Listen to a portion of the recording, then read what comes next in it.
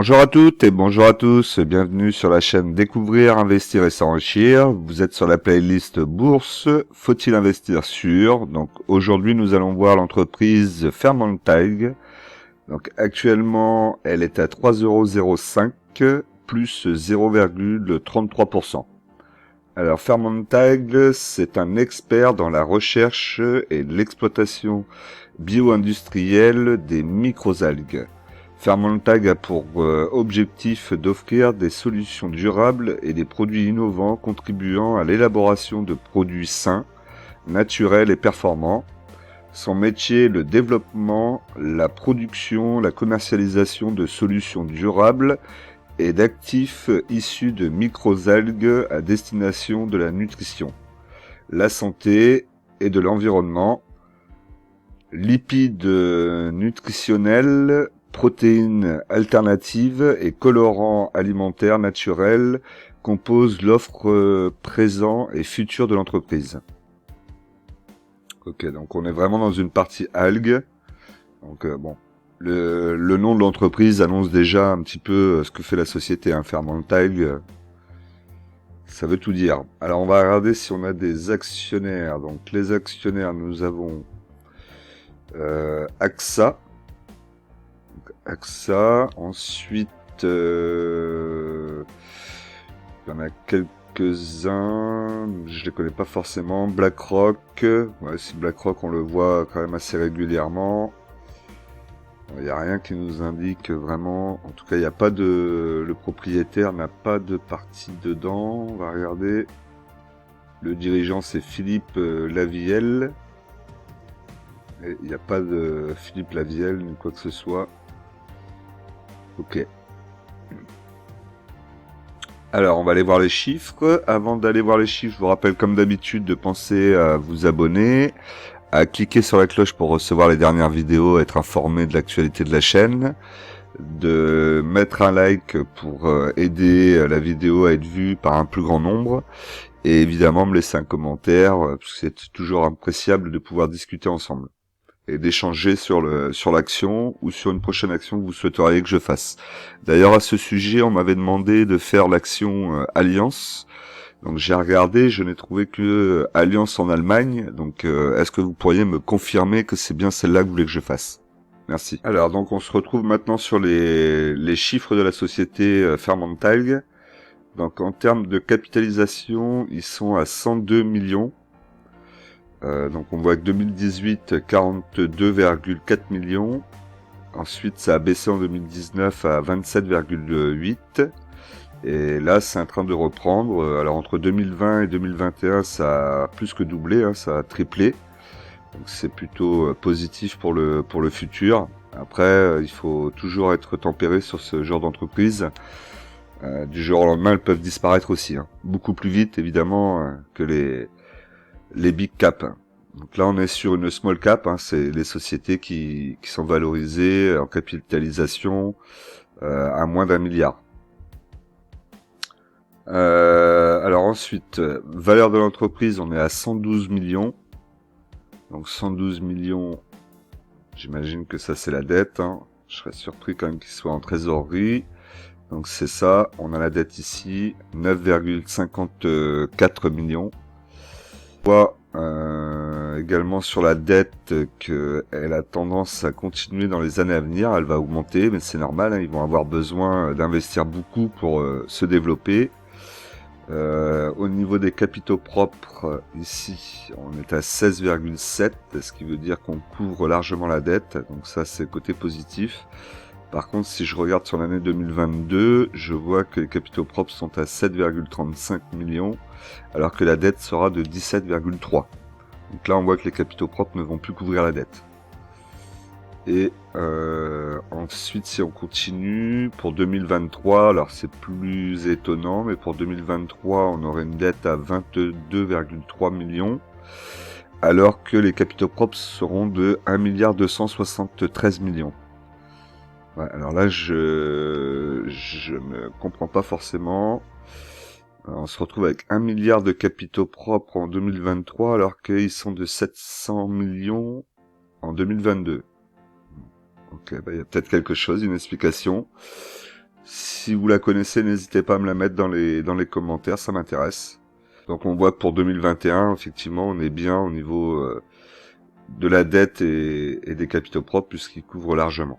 Et on voit pour 2022, ça sera plus compliqué. 2023, a priori, ça serait peut-être l'année où ils pensent pouvoir partir et enfin peut-être dégager un petit peu de positif. Alors, on revient donc sur le tableau.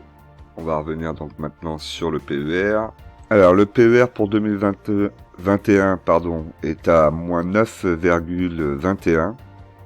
Donc, en négatif, forcément, l'entreprise, pour le moment, ne gagne pas d'argent, ne fait pas de profit. Elle a besoin de beaucoup investir et forcément, elle n'a pas beaucoup de retour encore pour le moment. On est, comme je vous ai dit, sur une small cap, donc forcément, il faut qu'il se développe. Et pour se développer, il faut investir massivement. Le rendement, donc ici, on est à 0, c'est normal aussi. On a le cours de référence qui est à 3,04 pardon. Donc nous sommes à 3,045. On n'est pas loin du cours de référence en tout cas. Au niveau du compte de résultat, donc le compte de résultat, on voit qu'on est à 0. Malgré tout, si on regarde et on a un chiffre depuis 2016, on était bien négatif et on voit quand même que ça, à partir de 2017, tendance à remonter, même si il y a quand même une forte stagnation là entre à partir de 2020 jusqu'à 2023, il se passe pas grand chose quand même, hein. C'est assez plat. En termes de chiffre d'affaires, on peut voir les barres noires rayées, blancs. Donc là, il y a une augmentation, mais on sera toujours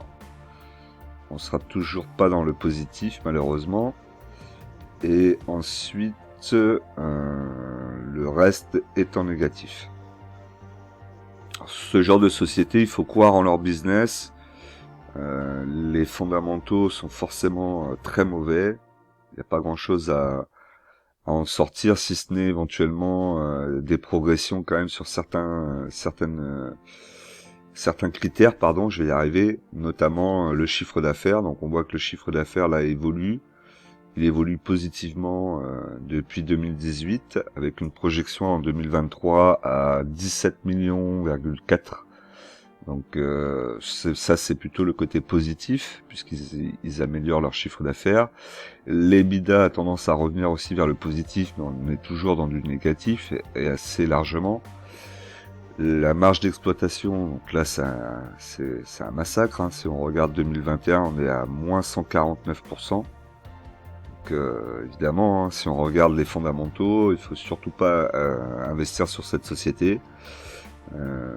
Et comme c'est le cas d'ailleurs de 100% des small caps. Aujourd'hui, si vous achetez sur Euronext Growth, vous aurez quasiment que des entreprises qui sont comme ça et qui ne gagnent pas du tout d'argent et qui en perdent énormément. Après, dans celle-là, il y en a certaines qui seront capables de se sortir des investissements et commencer à générer des revenus. Et d'autres qui continueront à toujours s'autofinancer, redemander des financements, et qui à un moment ou un autre finiront par disparaître. Donc la marge nette, on peut voir donc qu'elle est magnifiquement négative pour 2021 à moins 177%. Voilà. Bon, après, si vous regardez pour 2023 en projection, on voit que la marge nette arrive à moins 30,7%. Donc quand on regarde par rapport à 2018, par exemple, où la marge nette était de moins 3312%, donc là c'est normal, hein, c'est les débuts. On voit quand même que la marge nette a tendance à baisser, elle baisse significativement chaque année. Donc, vu comme ça, avec le chiffre d'affaires, l'EBITDA, on pourrait penser que la société va commencer à gagner de l'argent ou être au moins à l'équilibre à partir de 2024-2025. Donc, c'est pour ça que c'est peut-être plus intéressant de se dire on va y rentrer en 2024-2025 quand elle va commencer à générer du positif et du cash flow. Bon, moi je suis rentré sur cette action sur mon PEA PME J'ai fait un coup spéculatif, j'attends qu'elle soit à 4 euros, je la revendrai. Je vais pas la garder pendant 4 ou 5 ans pour qu'elle arrive à du positif, ça c'est sûr. Le BNA, donc le BNA est négatif, donc le bénéfice net par action, on est à moins 0,33 centimes. C'est pareil, on peut voir que le BNA a tendance aussi à revenir vers le positif, même si entre 2020 et 2021 on a perdu 1 centime. Malgré tout, c'est quand même positif. Ça baisse, donc il faut que ça continue comme ça. Alors ensuite, on va aller voir le bilan. Donc là, le bilan, on remonte jusqu'à 2016, donc ça c'est plutôt bien. On peut voir qu'en 2016, la trésorerie était positive. 2016-2017, c'était positif. 2018, ça commençait déjà à battre de l'aile. Donc c'est sans doute lié à l'introduction de la société en bourse. Et ensuite, elle a dû brûler beaucoup de cash pour pouvoir développer ses solutions à base d'algues. Et donc on voit là que ça commence à baisser fortement. La dette s'accumule ici jusqu'en 2023. La dette commence à être de plus en plus importante. Mais c'est parce qu'ils injectent, à mon avis, beaucoup de liquidités. Ils investissent énormément et c'est vrai que ils ont un produit qui est bio, qui est naturel, avec à base d'algues. Le marché pourrait être assez important dans les années à venir. Après, c'est vraiment un petit coup de poker qu'on joue, hein, puisqu'on sait très bien que les choses changent très vite. Hein. Aujourd'hui, on est dans la mode écologie plus ou moins avec tout ce qui est énergie renouvelable. Là, on a notre président, comme je vous ai dit déjà la dernière fois, qui commence à faire un pas en arrière et à revenir vers le nucléaire parce qu'il se rend compte que c'est pas forcément l'idéal. Je suis persuadé que d'ici une dizaine d'années ou une vingtaine d'années, on va avoir des problèmes avec tout ce qu'on aura fait en électrique, c'est-à-dire les voitures électriques, tout ce qui va être recyclage de batteries et tout ça, ça va être, à mon avis, quelque chose qui sera peut-être plus polluant que ce qui se passe aujourd'hui. Mais bon, on en reparlera dans 20 ans. Et donc, c'est difficile de savoir si une société comme Fermentag va pouvoir bénéficier de ce changement de tendance, ou est-ce que le changement de tendance pourrait aussi disparaître du jour au lendemain avec une nouvelle tendance qui arrive. Les choses vont vite, hein. Les choses vont très vite, et les élections présidentielles aussi peuvent aussi amener des changements. De changements de politique et des changements environnementaux. Donc c'est assez difficile de savoir si une société comme Fermentag dans quelques années sera peut-être dans le 440 ou pas. Très difficile. En tout cas, moi je le sais pas. Alors ensuite, le leverage, pardon, on va y arriver. Donc on était en négatif, on l'a vu tout à l'heure, à moins 1,39. Par contre, ce qui est inquiétant, c'est que pour 2023, on se retrouve à moins 14,6. Donc là, c'est vraiment très très très très dangereux là. Là, il y a une zone presque zone rouge, on va dire presque. Le ROE, donc il est négatif aussi. Il n'y a pas d'avantage évidemment hein, pour le moment en tout cas. Donc les capitaux propres, je vous ai dit, ils restaient plus ou moins stables avec une baisse.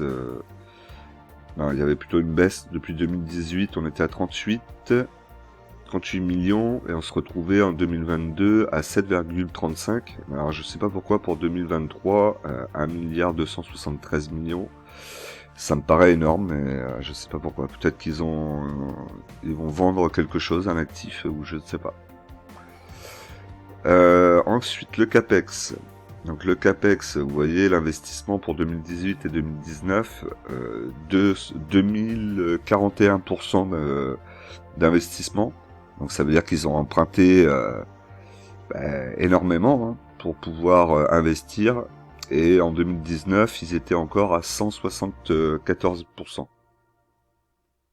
Ce qui est aussi évidemment très très très important, hein, puisque ça représente plus... Ils font en chiffre d'affaires. Mais comme je vous ai dit, ils sont obligés de faire ça s'ils veulent réussir à percer et à se placer sur les marchés. Alors au niveau du flottant, on est à 65,8%. Ça va, il y a de la liquidité pour vendre, il y aura toujours quelqu'un en face de nous. On n'a pas de dividendes évidemment. Donc là, je pense qu'on a fait à peu près le tour de la situation. On va aller regarder le graphique et ensuite on regardera si on a 2-3 informations concernant la société. Alors, on est donc sur le graphique journalier de la société Fairmontag. Donc, on peut voir déjà, première chose, la ligne bleue ici qui est en tendance haussière. Ça, c'est le côté positif. Ensuite, on voit qu'actuellement, la société est au niveau de la MM20, ici. Là, on voit qu'elle est revenue dessus, donc c'est plutôt positif. Elle est dans le range, là, qui se situe avec le support à 2,91 € et la résistance en rouge qui se trouve à 3,11 €. Elle travaille dessus, on voit que ça a été passé, elle est retombée en dessous, ensuite là elle a retravaillé dans le range, elle essaie de revenir passer cette résistance. Donc c'est pas dit qu'elle la passe tout de suite, hein. Elle pourrait très bien encore consolider un petit peu dans ce range ici avant d'essayer de repartir vers le haut. La configuration est pas forcément si vilaine, hein. Ça monte tranquillement. On a un support plus bas ici à 2,41 €, qui est quand même assez bas, hein. Si elle venait à percer le support à 2,91 € déjà, ça partirait quand même assez bas. Je ne le souhaite pas, je serais plutôt moi dans le scénario où ça va venir traverser ici pour aller chercher une nouvelle résistance à 3,42 €. Après, on verra bien la suite. Donc là, on est plutôt en train de consolider, hein. On voit que ça fait pas énormément de mouvement. On va voir sur le long terme. Même si elle n'est pas introduite depuis très longtemps, on devrait y voir quand même quelque chose. Voilà, donc là, sur le long terme, donc on n'est même pas revenu au prix d'introduction qui était quelque part par ici, hein, ce qui est normal. Vous voyez la dette qu'elle a aujourd'hui. On va dire qu'au plus haut, elle a été aux alentours de 9,85 €. Actuellement, on est à 3,07 €. Donc, on voit bien qu'il y a encore de quoi faire pour déjà revenir à ces prix d'introduction ou ces prix les plus hauts même, voire après les dépasser. Est-ce que ça se fera? C'est possible. Elle est sur un marché quand même qui est très spécifique, assez niché, qui a de l'avenir en principe. Après, ça dépendra de comment est-ce qu'ils font leur business, comment est-ce qu'ils communiquent, et s'ils arrivent à se sortir de toutes les dettes qu'ils ont actuellement. Moi, je vois quand même un dossier qui me paraît plutôt assez positif sur long terme, très long terme même, hein. Y rentrer aujourd'hui, chacun fait comme il veut. Moi, j'y suis rentré pour faire de la spéculation. J'ai tenté un coup, je suis pas rentré dessus pour y rester pendant des années, attendre qu'elle monte, hein. Non, je pense que par contre, il est effectivement possible que je la regarde régulièrement et attendre quelques années avant qu'elle commence à devenir rentable et avoir une belle tendance. Voilà, tout simplement. Donc à vous de voir. Dites-moi dans les commentaires ce que vous pensez de la société, si vous êtes actionnaire de la société, si oui, sur quel objectif, ça m'intéresse de savoir tout ça. N'oubliez pas qu'en investissement, les impatients payent pour les patients. On se retrouve tout de suite dans une nouvelle vidéo.